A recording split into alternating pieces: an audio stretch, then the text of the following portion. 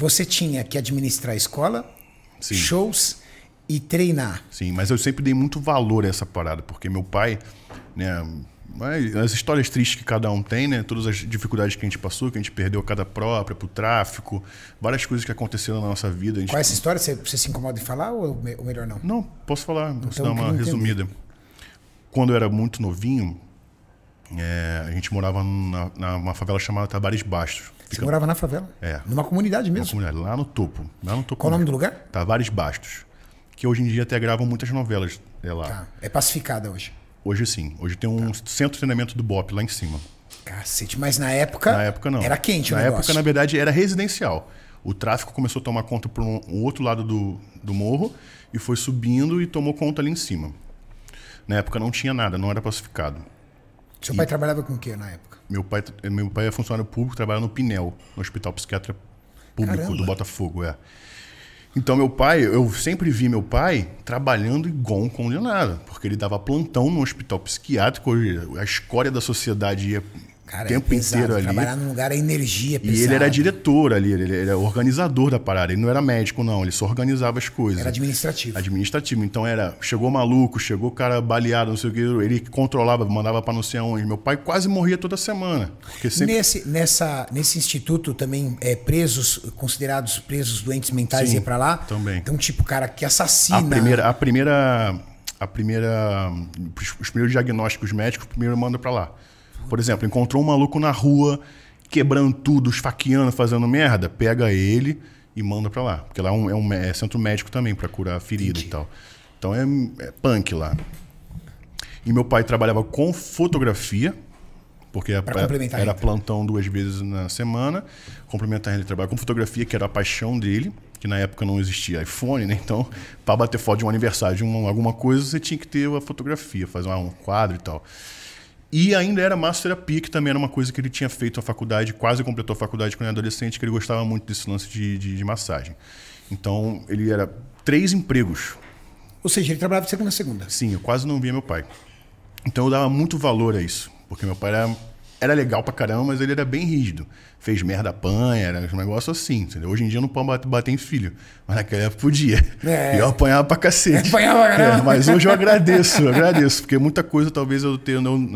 Eu tinha medo de fazer coisas pra não apanhar, você tá entendendo? Tipo, a galerinha da escola ali saiu pra fumar cigarro, pra fumar maconha. Eu falo, não vou com eles não, que se meu pai descobre, ele vai me bater. Entendeu? De alguma forma ele te segurou. Se ele descobrisse que eu andei com a rapaziada, não era nem fumar, entendeu? Então me segurou muito em muita coisa, eu agradeço. Então, naquela época eu tinha muito valor ao dinheiro. No entanto que meus primeiros shows que eu ganhei dinheiro, que no meu show era R$100, a gente dividia, era 25 para cada um.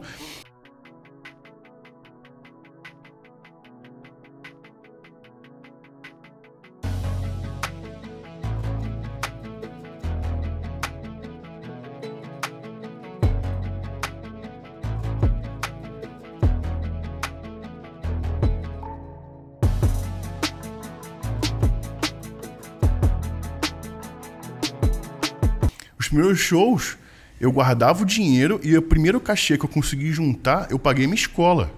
Caramba. Eu não comprei nada pra mim. Então eu cheguei com o carnê da escola pago e falei, pai, consegui pagar a escola, você não precisa dar conta dessa conta esse mês. Do tamanho da preocupação que você tinha em relação ao quanto seu pai trabalhava. Sim. E o que aconteceu na sua casa com relação a você dizer que você perdeu a sua casa pro tráfico? Então, a gente era um pouquinho...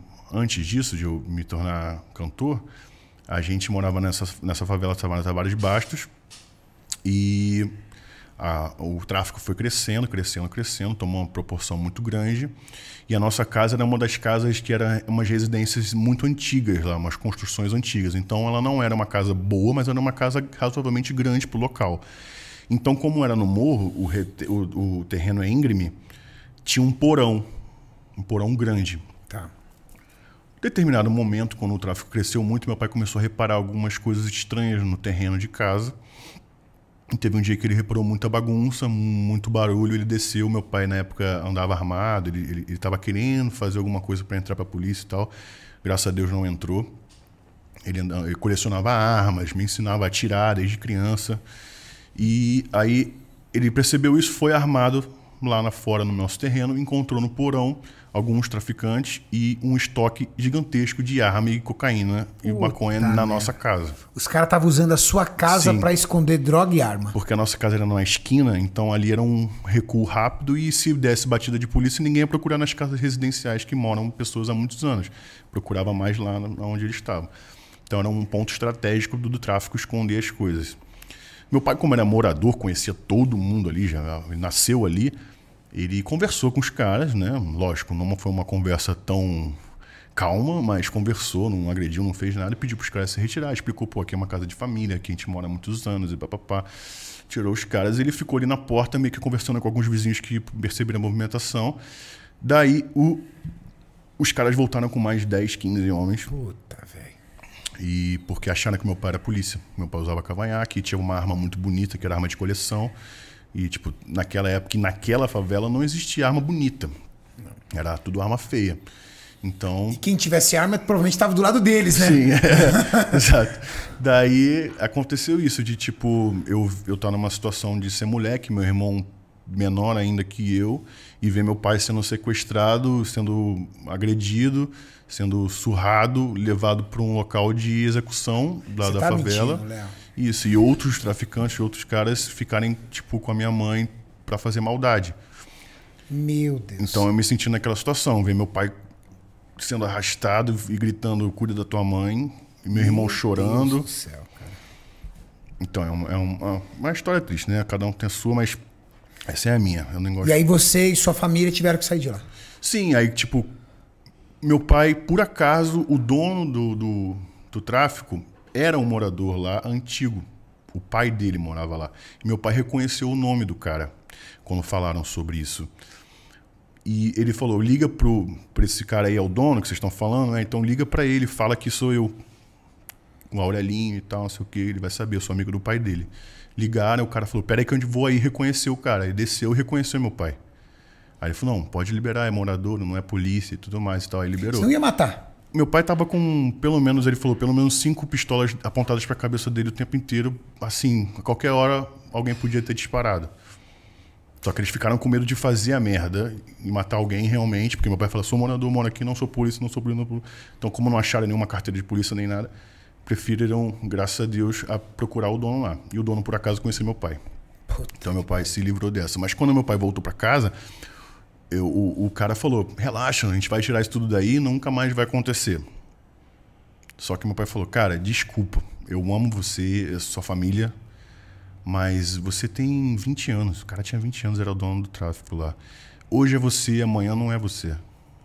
Eu não tenho como confiar na sua palavra, porque amanhã pode ser outro cara que não me conhece e eu vou estar morto ali onde eu estava. O filho do amigo do seu pai, né? É. Puta merda. E ele morreu poucos meses depois, esse cara. Então, na mesma noite, minha mãe desesperada por tudo que tinha acontecido, meu pai também em choque, a gente em choque. A gente botou tudo que podia dentro de saco de lixo e se mandou. Aí, os primeiros 2 dias a gente dormiu no carro e no terceiro dia a gente conseguiu ir lá pra academia do meu padrinho no Catete, onde ele tinha um kitnet do lado da academia, que ele guardava para guardar bagunça. Ele deu uma limpada e a gente ficou morando de favor no kitnet. Pai, a mãe... E os 2 filhos. 2 filhos? Era um cômodo menor que esse daqui, com banheiro, cozinha e cama no chão. Num kitnet? Kitnet. Caraca. Aí dali a nossa vida começou do zero de novo. Do zero. Aí seu pai foi ali, aí alugou alguma coisa. A gente ficou um tempo lá, ele começou a se reestruturar, começou a trabalhar mais do que ele nunca trabalhou. E a gente conseguiu alugar uma casa na Tijuca. E graças a Deus, meu Deus cuidou tanto do meu pai que ele conseguiu fazer mais dinheiro do que ele fazia antes. E a gente alugou um apartamento 2 quartos na Tijuca e ele conseguiu botar a gente num colégio particular. Puta merda, seu pai é um herói, hein, cara? Meu pai é um herói. Puta merda. Aí dali, graças a Deus, a gente não passou mais nenhum tipo de perrengue, apesar de estar morando na Tijuca, que também é um bairro meio estranho com esse lance de favela. A gente morava na boca do Turano ali, no Chacrinha. Então ali, volta e meia, tinha muito assalto na rua, muita coisa. Meu pai, né, tinha medo de alguma coisa acontecer. A gente ficou com trauma, né, com choque disso. E daí meu pai falou assim, e minha mãe resolveram se mudar para o interior. Então meu pai começou a juntar um dinheiro, ele comprou uma casinha em Maricá, que é no interior do Rio de Janeiro.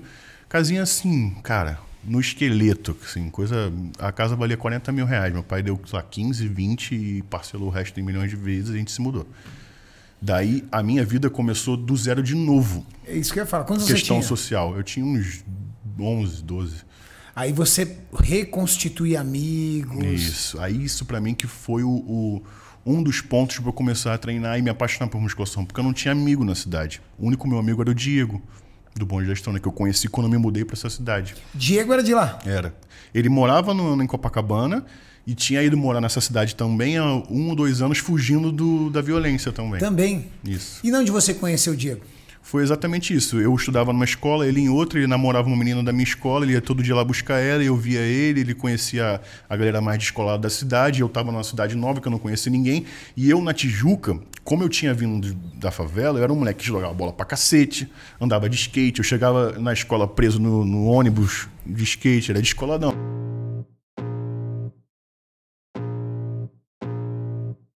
I can feel the blood creeping up from the heathens. Got will, got fight, got pride, got reason. If they wanna go eat, then you know I'm gon' feed them. If you're coming for me, hope you're ready for a demon. I got eyes in the back of my head, I'm seeing. Take me for granted.